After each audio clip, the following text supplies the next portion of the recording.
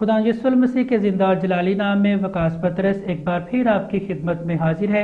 और नाजरीन, जैसा कि आप सब जानते हैं कि हम इस प्रोग्राम में खुदा के कलाम को सीखते और समझते हैं, और इसी तरह हमारा आज का मजमून है मसीह की सरबुलंदी, जिसमें हम सीखेंगे जब हम मसीह की सरबुलंदी की बात करते हैं तो इससे हमारा क्या मतलब है। और नाजरीन, इसका जवाब है जब हम मसीह की सरबुलंदी की बात करते हैं तो इससे हमारा मतलब है कि खुदाए मुजस्सम की हैसियत से उसने दोबारा अपनी आसमानी कुदरत और जलाल का मुकम्मल इस्तेमाल किया। तो आए बाइबल मुकद्दस में से इसके मुतल्लक हवाला जात का मुतालिया करते हैं। फिलिपियों 2 बाब 9 आयत। इस वास्ते खुदा ने भी उसे बहुत सरबुलंद किया और उसे वो नाम बख्शा जो सब नामों से आला है। यूहन्ना 17 बाब 5 आयत। और अब ए बाप, तू उस जलाल से जो मैं दुनिया की पैदाइश से पेश तक तुम्हारे साथ रखता था, मुझे अपने साथ जलाली बना दे। इफिसियों 4 बाब 10 आयत। और ये उतरने वाला वही है जो सब आसमानों से भी ऊपर चढ़ गया ताकि सब चीज़ों को मामूर करे। नाजरीन, अभी हमने खुदा के कलाम में से सीखा जब हम मसीह की सरबुलंदी की बात करते हैं तो इससे हमारा मतलब है कि खुदाए मुजस्सम की हैसियत से उसने दोबारा अपने आसमानी कुदरत और जलाल का मुकम्मल इस्तेमाल किया। और अभी हम सीखेंगे मसीह कैसे सरबुलंद हुआ।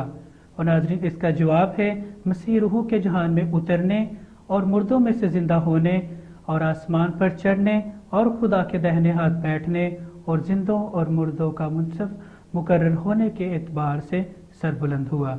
तो आए बाइबल मुकद्दस में से हवाला जात का मुतालिया करते हैं। पहला पत्रस 3 बाब 19 आयत। इसी में उसने जाकर कैदी रूहों में मुनादी की। रोमियो 6 बाब 4 आयत। मसीह बाप के जलाल के वसीला से मुर्दों में से जलाया गया। मरकस 16 बाब 19 आयत।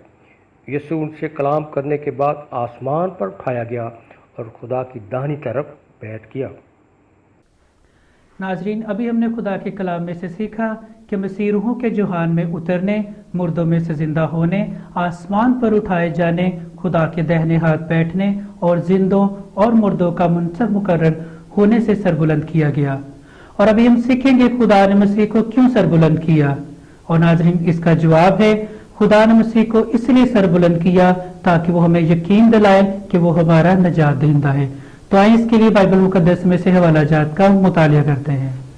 अमाल 2 बाब 32 आयत। इसी यीशु को खुदा ने जलाया, खुदा के दाहिने हाथ से सरबुलंद होकर उसने रूह कुदस नाजिल किया जो तुम देखते और सुनते हो।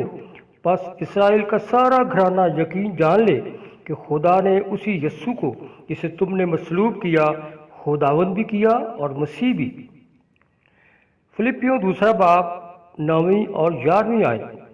इसी वास्ते खुदा ने भी उसे बहुत सरबुलंद किया और उसे वो नाम बख्शा जो सब नामों से आला है, ताकि यीशु के नाम पर हर एक घुटना झुके, ख्वाह आसमानियों का हो, ख्वाह ज़मीनियों का, ख्वाह उनका जो ज़मीन के नीचे हैं, और खुदा बाप के जलाल के लिए हर एक ज़ुबान इकरार करे कि यीशु मसीह खुदावंद है।